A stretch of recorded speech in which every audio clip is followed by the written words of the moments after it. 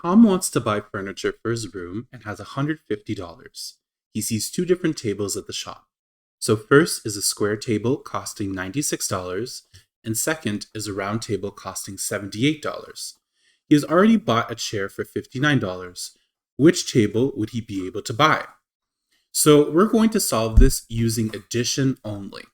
So if you would purchase table 1, the total bill would be $96 for the table plus $59 for the chair.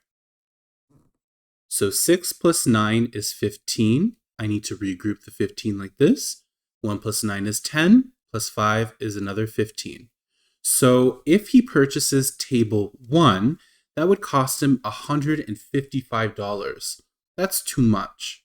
Now, if he purchases table number 2, that would cost him $78 for the table and $59 for the chair. So we can try to add this up to see if he can afford the round table and the chair. 8 plus 9 is 17. We need to regroup the 17 like this. 1 plus 7 is 8, plus 5 is 13. So if he purchases the round table, it will only cost him $137. So which table would he be able to buy?